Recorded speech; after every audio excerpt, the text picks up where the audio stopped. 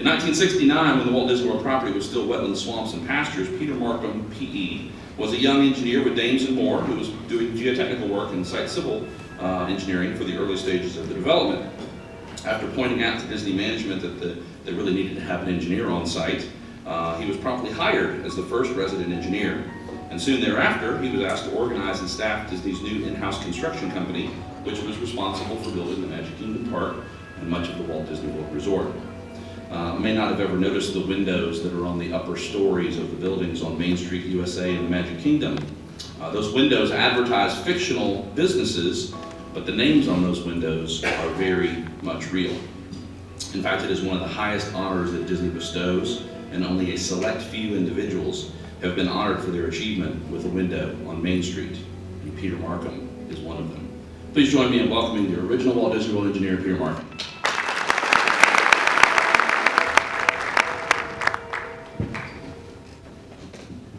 Good morning. Good morning. If you have trouble understanding what I'm saying when I say it, it's because I'm not a natural-born American citizen.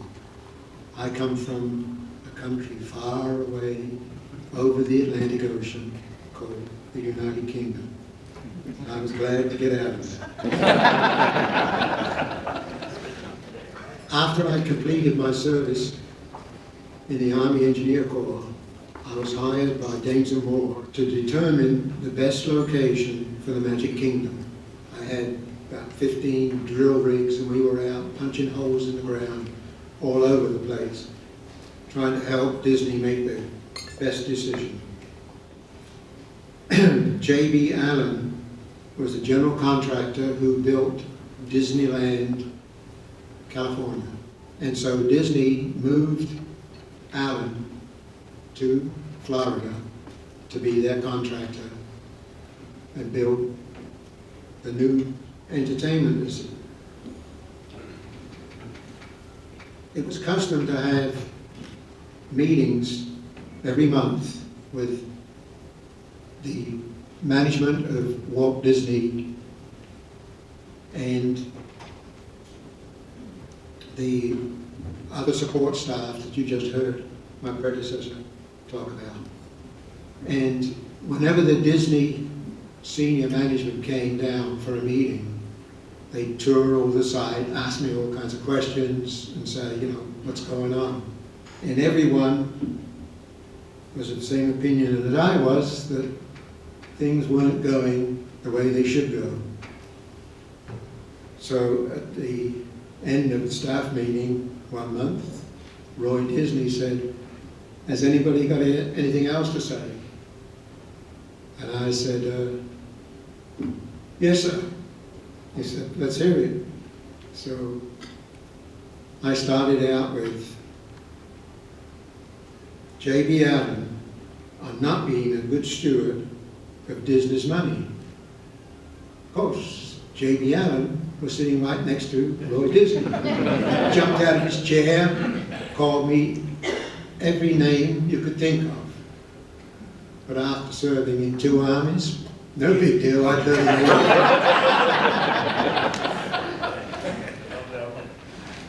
And then everybody got up from the meeting, left, got on the plane and went to California. And as they left, they patted me on the back and said, great job, Pete. That's what we like to see. Someone who's willing to stand up for their beliefs. And then they all left. And I was left with J.B. Allen. So I went home that day and I said to my wife, Sue, I think I just blew my job. But I said, it had to be done. About an hour and a half later, I got a telephone call. Admiral Fowler was calling. He says, you have your engineer's license in Florida, my boy? I said, yes, sir.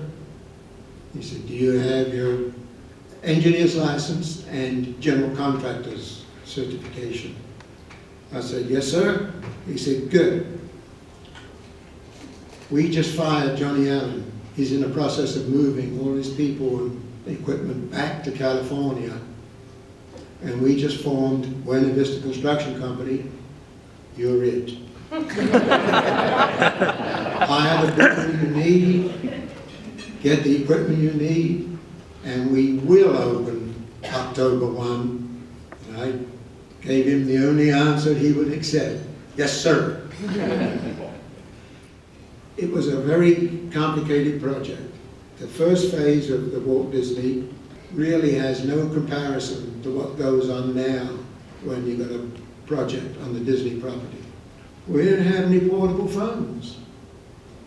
We didn't have any internet. We didn't have any desktop computers. And you might be saying to yourself, how in the heck did he ever get anything done? Well, it's just the way it was. So we did what we could with what we had. We faced many challenges. Florida was a right-to-work state. Unions did not thrive here. And the unions, national headquarters in Washington, D.C., thought this is a good way to get Florida as a union contractor. So there was some stiff back and forwards, but finally they settled. And we had a special project agreement with all the unions, but it only applied to the Walt Disney property. It didn't apply to anything else, anywhere else. And of course, most constructors in Florida were not union, and they didn't really know how to do things the union way. They do things like call me at 5 o'clock in the morning saying, there's a picket line up, we can't get anybody to work. So I run, get dressed, hightail it out to the site, ask who's doing what.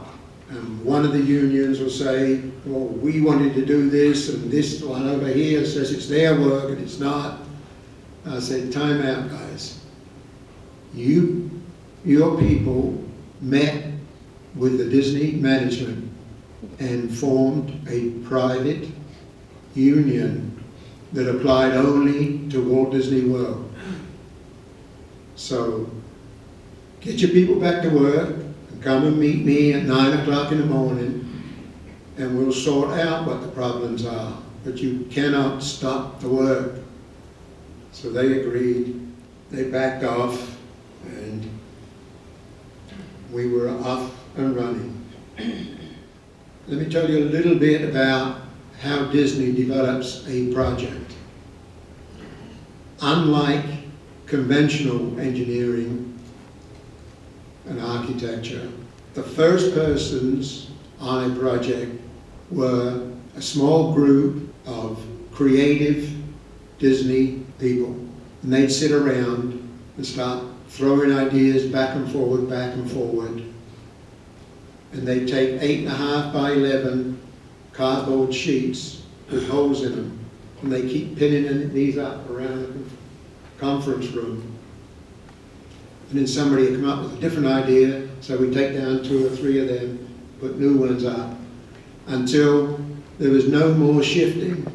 They just about settled on what they wanted. So they got with the creative people from the studio and gave them all these storyboards and said, go to it. So they built a model that was 1/2 inch to the foot scale. They worked everything over, then they called in the rest of the creative people at Disney and say, okay, what do you think of this? And they get feedback as to this was too high, that was too low, whatever. They finally settle on what the finished model would look like. Then they build a 1 inch to the foot scale model.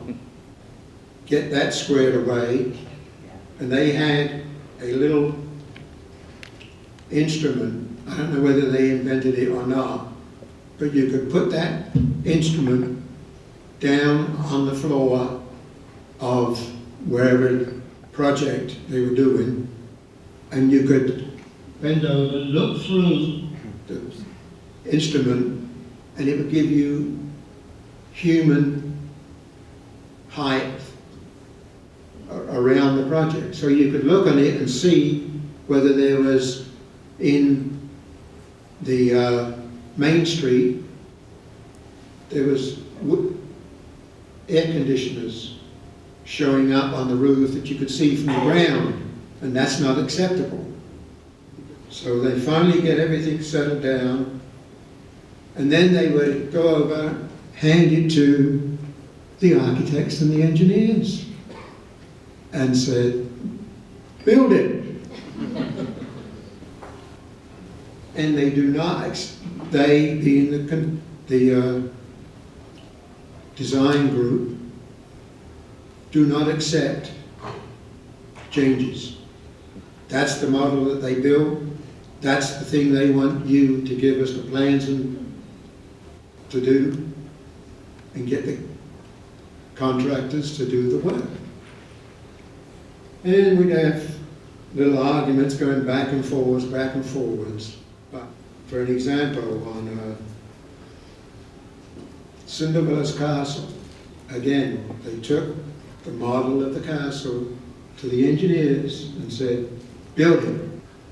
And the engineers would come back and say, no, we can't have this funky little thing over here.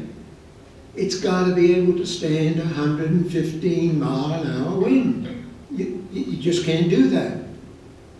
And the creative guys say, build it. We don't care about the wind. It's your problem. We're building a castle for people to be entertained in and look good. That's what we want. No exceptions. So the engineers and architects got way more involved than it had ever been before on a project, but they put it together. Another little example. Does everybody here know what a portcullis is on a castle? Right? Back in the 1300s, if you were inside your castle, when somebody came up and said, we're going to take over all this, they drop at the main gate a portcullis, which is made up of wood. They drop that down and then fire their arrows from one side to the other. So we were needing a portcullis because we had a castle. They hired a new carpenter, and he goes up to the carpentry superintendent and says, here I am, I just got hired. So the superintendent says, okay, see that pile of wood over there? Here's some plans. Go and build us a portcullis. So this guy was really into, I'm building in the Disney World. This is great. I really like this. And he put his heart and soul into it. I mean, there wasn't a place where two pieces of lumber came together that you could see through or that. He just got it super. And he goes over to the superintendent and he says, I finished. And the superintendent didn't even look at him. He said, good. Joe, you got an axe. Bill, you got a chain. Harry, you got a sledgehammer. Distress it. Because portcullises were used and they weren't beautiful pieces of furniture. And he just cried. He just literally stood there and cried as these guys went to it. And then we were out walking around the project, and the creative guy says, we need to see Bay Lake. It's a big part of the development. We've got to take a good look at it. So we got up some boats and they went, drove around Bay Lake. Then they tromped around Bay Lake and said, this is not acceptable. this is dirty, brown. We want a sparkling, clean lake. So I said, and how do you reckon I'm going to do that? And they said, not my problem. So we ended up putting a hydraulic jet dredge in Bay Lake, and we dug sand from the bottom, placed it behind the trees, the natural edge. You can see there, it's got Bay Lake, and then you've got a berm. So that allowed them to put good clean water in and raise the level of the water. So it's about halfway up the berm, so that no water from the trees and growth around it would flow into Bay Lake. Everything was floating out. Now, there ain't no way we could do that today. No way. But we were king of the roost at that time. Nobody dared tell us no. But, so Bay Lake now is great. It's just sparkling water. I would drink it, but then I was out making my route, patrolling through the construction, and the radio says, "Pete, get over here." I said, "Who's this?" He said, "Chuck Mile." That was the creative guy who was developing Tom Sawyer's Island and the fort and everything they got out there. So I go over there and I say, "Hey Chuck, what do you need?" He said, "What's that?" Pointed to a partly built wall. I said, "It's a tree." He said, "But what kind of a tree?" I said, "I don't know. It's a tree." He said, "That's southern pine. This fort is a replica of the western push, and that's what I want. Get rid of that southern pine and get true western pine." So I had to put a guy on an airplane, fly him out to Montana, supervise the cutting and loading and shipping of genuine pine from the west. And I bet you there's not one guy who goes out there and looks at that fort and says, "Good Lord, look at that. These guys just go all the way. That's genuine."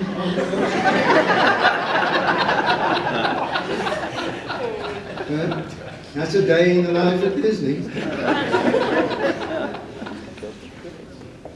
Then I was doing a walkthrough with Bill Martin. He was the creative guy for Main Street. So we're walking up Main Street, and Bill looks over and he says, "What's that?" I said, "That's a window, Bill." He says, "I know it's a window, but look where it is. It's too close to the door." So I said, No. I says, "Stu, bring me your plans. Let me see." And Bill Martin said, "I don't care what the plans say. It's too close."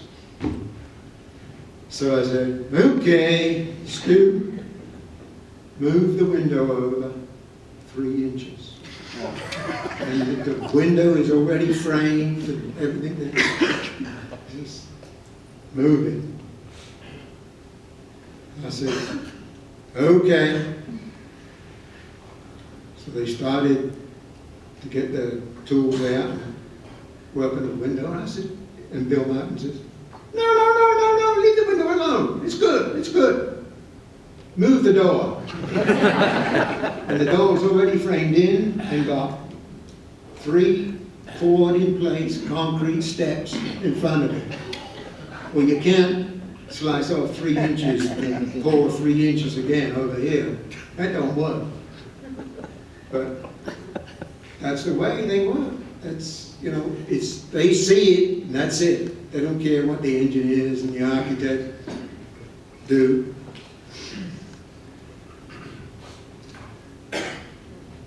Another little incident we had. Disney management were itching to get some film of the construction of Walt Disney World. So they brought down 3 or 4 camera crews from Walt Disney Productions. They all came down, and we were all standing up on a little hill looking over.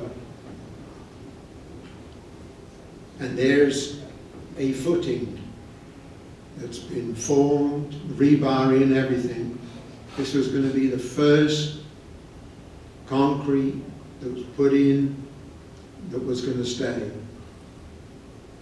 So they got the films going, and the ready-mix truck came round the corner and got stuck. So I got around and said, quick, quick, send me a D8. Well, those of you that are in construction know the D8 is not a speed hound. So there were all the other people who were up there waiting and saying, what's going on? I said, don't worry, don't worry.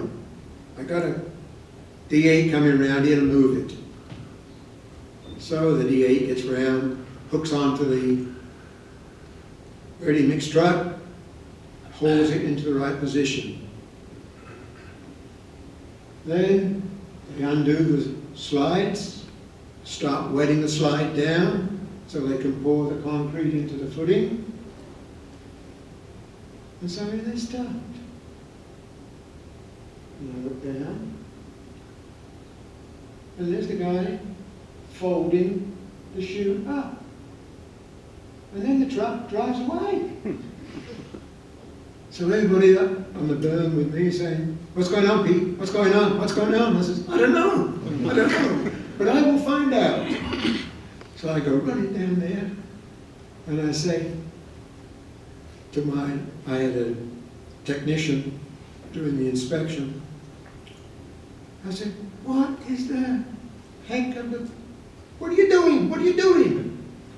He said, well, when we started this project, you got us all together and told us that this was going to probably be one of the landmarks of construction in the United States. He said, and we would not do anything that would hinder or be unsafe or be not following the plans. He said, and that truck was overtime. And for those of you not involved in it, once you start this mixer going, you've only got X number of minutes to get it in to the form. Well, they'd blown the minutes by getting stuck and waiting for a dozer to. So he said, it was overtime, so I rejected it and told it to go. So I had to do some thinking, because I got to get back up to the top where all these people and their camera units from the Disney studio were there. And they were all saying, what happened? I said, oh, it was a bad mix. We couldn't do anything about it. It was bad, so we just ignored it, hauled it away. We'll get it done properly. I thought, yeah, I better not have any more of these or I'll be the one rejected. Space Mountain. Here she is. That circular waffle slag there is 100 feet in the air. It's supported on 4 cylindrical columns. And when there's a high wind, it starts to lean. So we have to be real careful on constructing roof panels to balance off each other so that we don't have a lot of wind pushing it one way and it drops. I don't know what you call it, but he could fix any engine, and he policed up, I think it was about 4 or 5 of these engines, had them all shipped to Tampa Bay shipyard, then took them apart, and I mean everything came off, everything. They go through, do an inspection, and approve some parts for use in rebuilding them, and dump the rest of them. And they put together, so there's 3 engines that are absolutely authentic. And my son, well, one of my sons, the youngest one, got to ride the first loop around the Magic Kingdom, held by the engineer as he drove around. And that concludes my aborted attempt to entertain you people.